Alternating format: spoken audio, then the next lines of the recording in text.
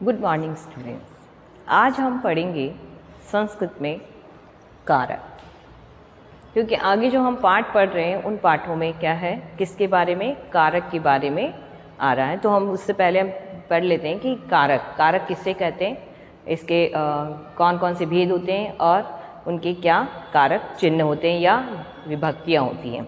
सबसे पहले हम देखेंगे कारक किसे कहते हैं।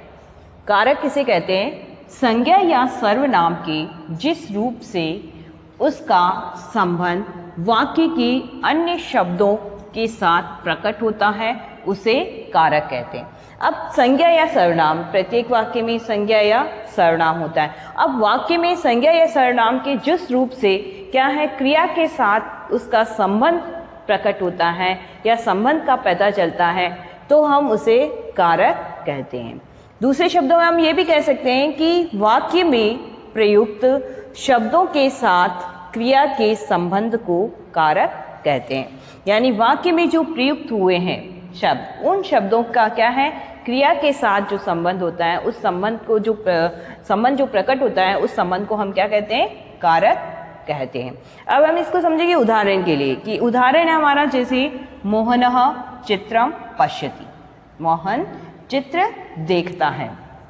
क्लियर? अब वाक्य में क्या है, मोहन और जो चित्र है इसका संबंध किससे पता चला है, पश्यति से। किससे पता चला है इसका संबंध, यानी मोहन संज्ञा है और चित्र भी क्या है, संज्ञा है, तो इसका संबंध किससे पता चला, इससे। पश्यति क्या है, इसमें ये क्रिया है।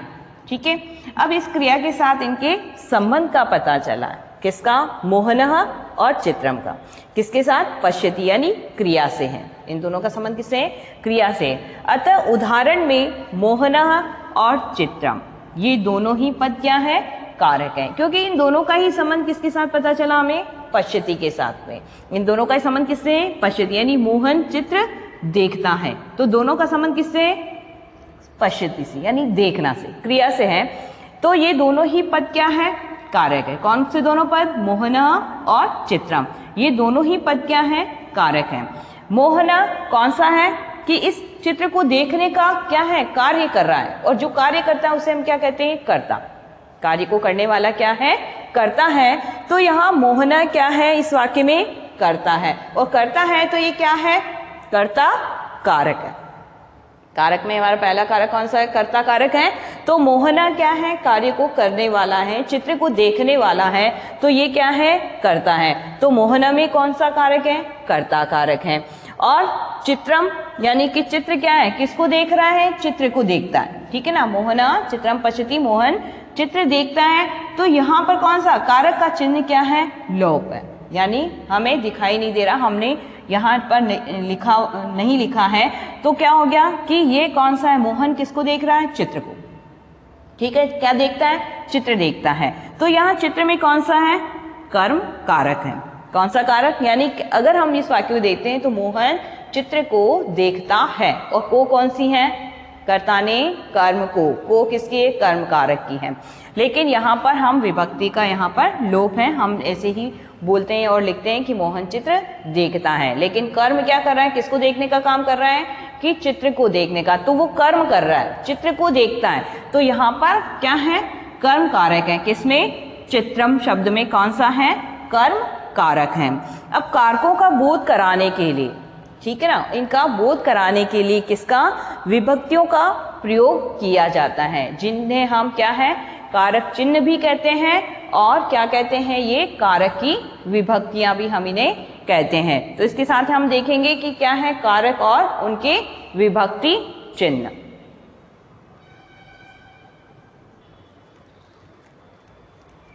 कारक के भेद, कारक और उसके परसर्ग या विभक्ति।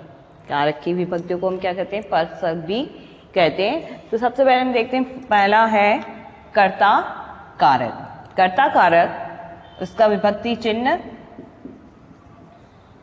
क्या है, ने। कर्ता कारक यानी जिसका विभक्ति चिन्ह क्या है, या परसर्ग हम कहेंगे ने। दूसरा है कर्म कारक। कौन सा, कर्म कारक, जिसका विभक्ति चिन्ह है को। करण कारक करण कारक का विभक्ति चिन्ह से या के द्वारा। चौथा हमारा संप्रदान कारक। संप्रदान कारक का विभक्ति चिन्ह है को या के लिए। वाक्य में क्या आता है? को या के लिए। अपादान कारक, पांचवा कारक है अपादान कारक। अपादान कारक में का विभक्ति चिन्ह से।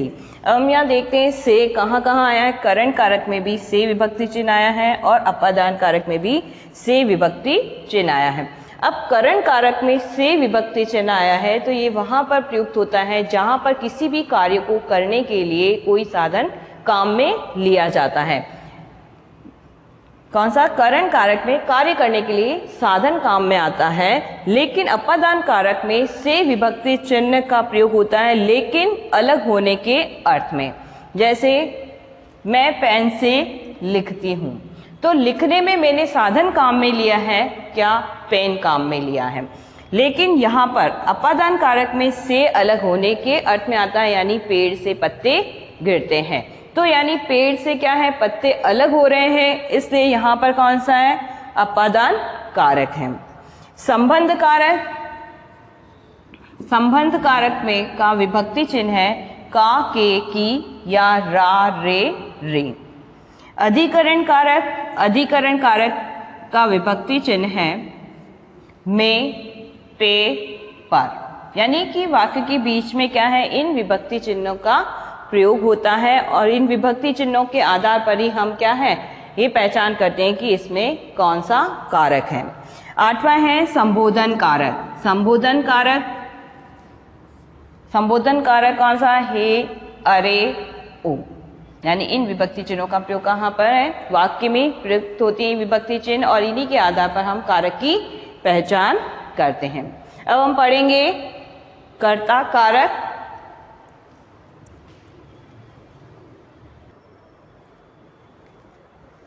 अब हम देखते हैं कर्ता कारक। कर्ता कारक यानी क्रिया को करने वाला कर्ता कहलाता है। यानी कोई भी कार्य करता है, जो कर रहा है कार्य, वो कार्य करने वाला व्यक्ति क्या कहलाता है? कर्ता कहलाता है।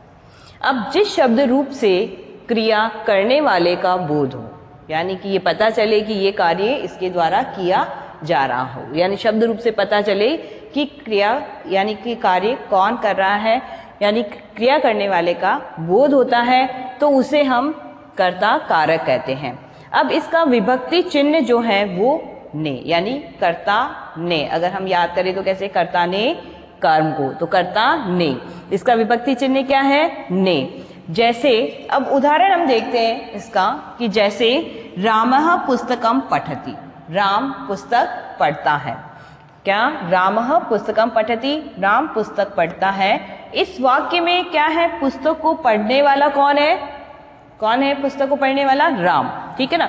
तो राम क्या है?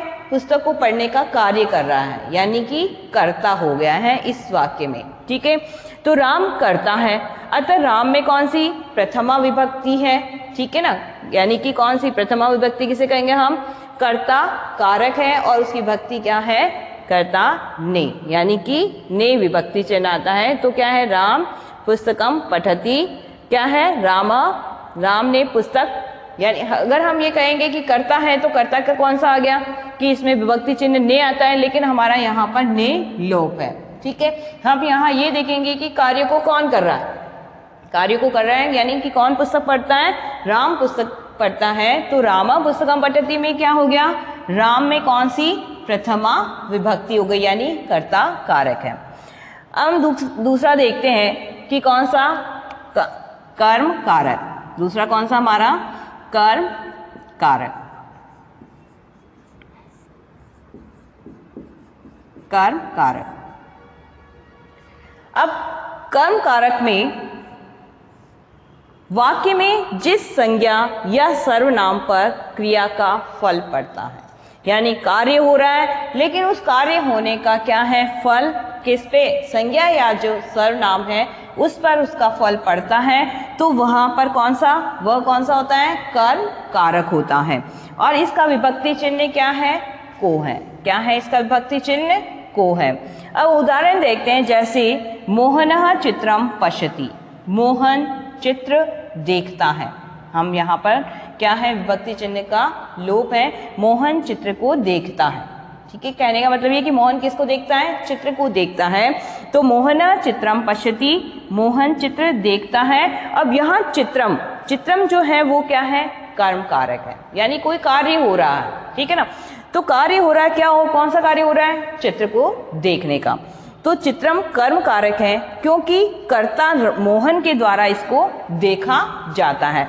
तो मोहन यहाँ पर कौन सा है, मोहन चित्रम पश्यति, मोहन में तो हमारा कौन सा कारक हो गया, कर्ता कारक है। और चित्रम पश्यति यानी चित्र को देखता है या चित्र देखता है, तो चित्र में कौन सा हो गया, चित्रम में कर्म कारक है क्योंकि उसको इच्छा है कि वो उसे देखता है। ठीक है ना, तो यहाँ पर चित्रम में कौन सा कर्म कारक है।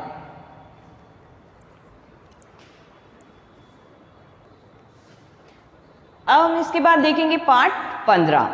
हम कारक के अनुसार ही क्या है पाठ पढ़ते जाएंगे। तो पाठ 15 पढ़ेंगे, जहां पर पाठ 15 में कौन सा कर्म कारक का प्रयोग हुआ है।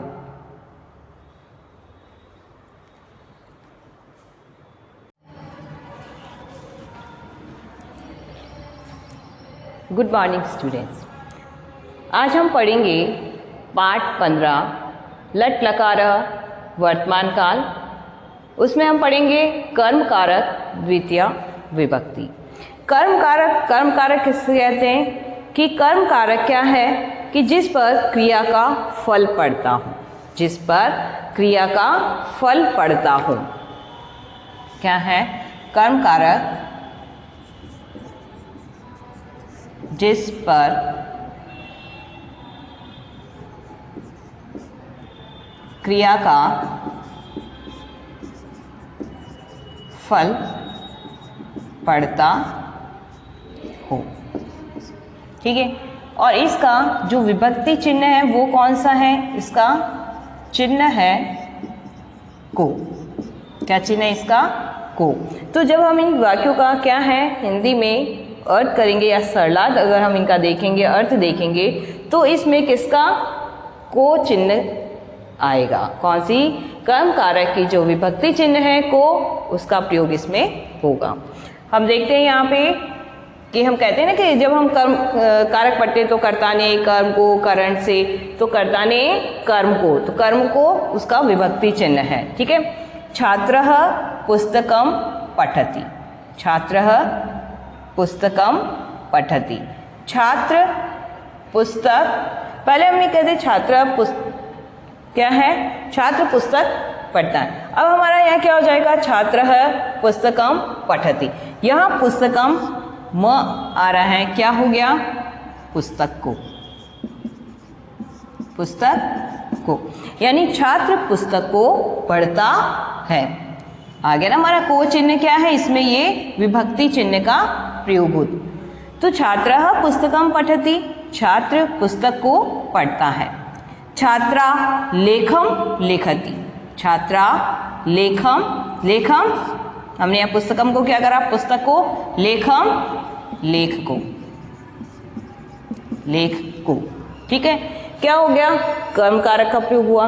तो छात्रा लेखम लिखति, छात्रा लेख लिखती है। ये हम सारे क्या है लट लकार हम आगे पाठों में पढ़ चुके हैं कि कैसे धातु रूप का उसमें प्रयोग हुआ है। तो पठति कौन सा हो गया, लट लकार प्रथम पुरुष एक वचन, लिखति लिख धातु प्रथम पुरुष एक वचन। तो छात्रा लेखम लिखति क्या है, छात्रा लेख को लिखती हैं। ठीक है, अध्यापकः विद्यालयम गच्छन्ति, अध्यापकः बहुवचन है, अध्यापक विद्यालय को गच्छन्ति जाते हैं।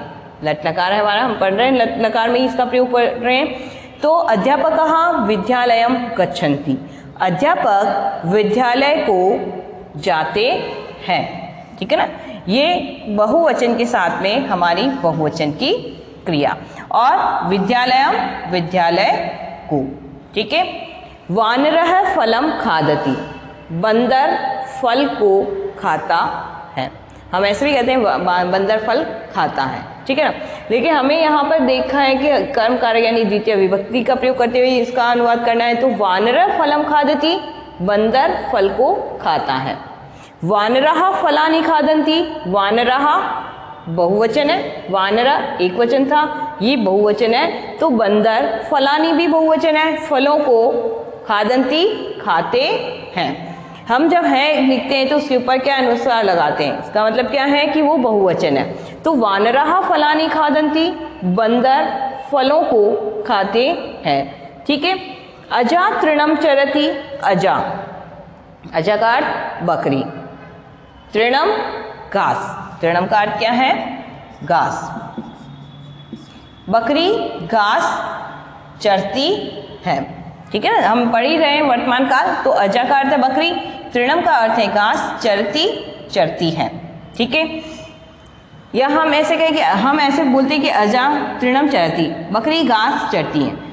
अब हमको इसमें क्या है, द्वितीय देखना है कर्म कारक का, तो बकरी घास को चरती है। ठीक है, बकरी घास को चरती है। माता भोजनम पचती, माता भोजनम क्या है पचती, माता भोजन को पकाती हैं। हम ऐसे कहते हैं ना कि वर्तमान काल में माता भोजन पकाती हैं।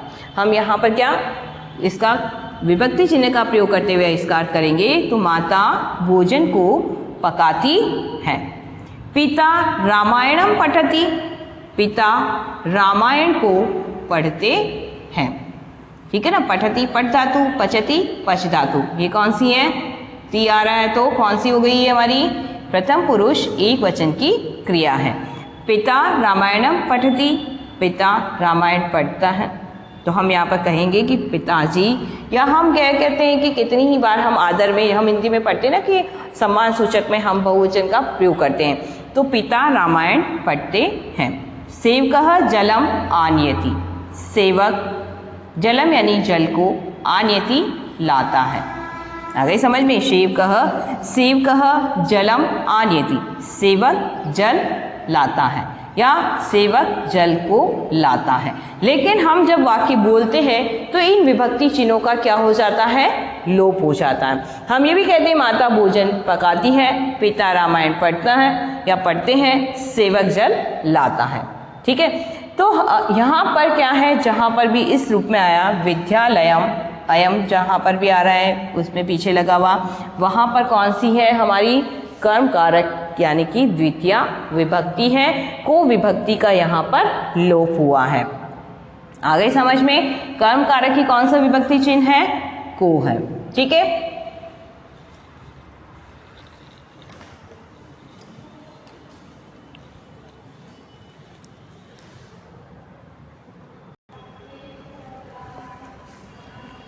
अब अगला पैराग्राफ देखते हैं।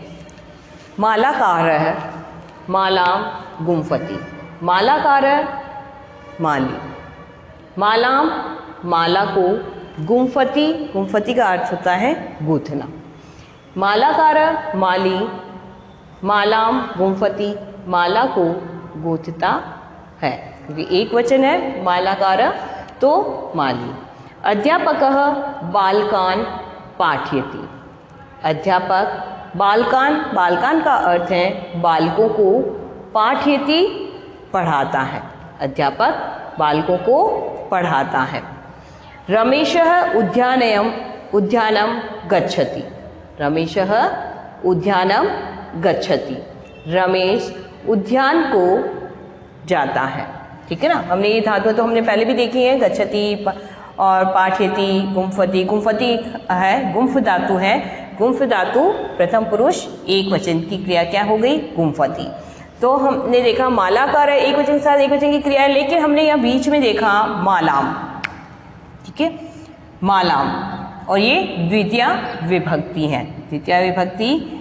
तो यहाँ पर मालाम माला को, माला को, कौन सी विभक्ति को, माला को गूंथता है। अध्यापक बालकों को, द्वितीय विभक्ति में क्या हो गया कि बालकान क्या हो गया, बालकों को।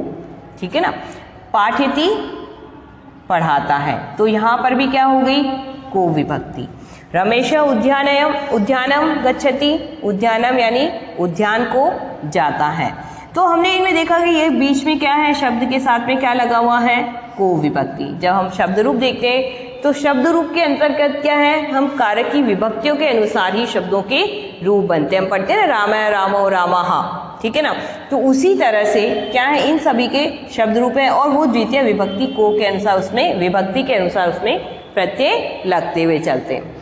तो यहाँ हमने देखा उद्यानम क्या हो गया, द्वितीय विभक्ति, उद्यान को, बालकान बालकों को, मालाम माला को। भक्त है गोविंदम भजति, भक्त गोविंद को भजता है, भजता है ना, ईश्वर का स्मरण करते हैं ना, उसको भजना कहते हैं। तो भक्त गोविंद को भजता है।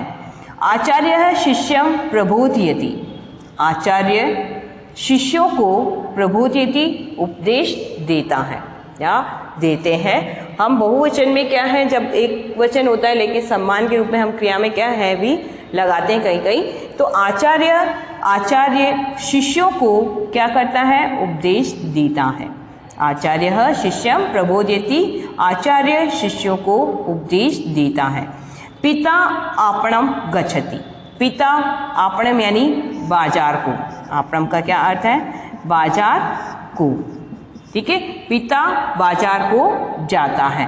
तो इन सभी में किसका, को विभक्ति का लोप है, को विभक्ति आती है। पिता आपणम गच्छति, पिता बाजार को जाता है। सुधा नृत्यम करोति, सुधा नृत्य को करती है। अब ये कितनी बार हम क्या होता है कि बहुत सी बार हम क्या है, इन विभक्ति चिन्हों का लोप करके बोलते हैं, क्योंकि वाक्य की सुंदरता के लिए भी कभी कभी ऐसा होता है। अब हम देखते हैं सुधा नृत्य करती है, ठीक है, एक सुधा नृत्य को करती है। लेकिन हम यहाँ पर पढ़ रहे हैं कम कारक द्वितीय विभक्ति, तो हम यहाँ पर बोलेंगे सुधा नृत्य को करती है, और ये भी सही है, सुधा नृत्य करती है। आशु विद्यालयम गच्छति, आशु विद्यालय को गच्छति जाता है, आशु विद्यालय को गच्छति, आशु विद्यालय को जाता है। मातामही मंदिरम गच्छति, मातामही क्या है, दादी, मातामही का अर्थ क्या होता है, दादी मंदिर को जाती है, कहाँ, मंदिर को जाती है। तो हम सभी ने क्या है, इन सभी वाक्यों में हमने देखा है कि को विभक्ति का क्या है, प्रयोग हुआ है। किसका, को कारक चिन्ह का प्रयोग हुआ है, ठीक है। और को कारक चिन्ह किसका है, कर्म कारक का। तो ये वाक्य हमने देखे कर्म कारक में, जिनमें को विभक्ति का प्रयोग हुआ, उन्हीं के अनुसार क्या है, ये शब्द रूप भी बने हैं, जैसे मालाम बालकान, ठीक है ना, उद्यानम गोविंदम शिष्यम आपणम नृत्यम विद्यालयम मंदिरम। तो इन सभी के क्या है, ये शब्द रूप है, और शब्द रूप किसके अनुसार बनते हैं, विभक्ति चिन्हों के आधार पर बनते हैं, कारक के आधार पर बनते हैं। तो ये था हमारा पाठ 15।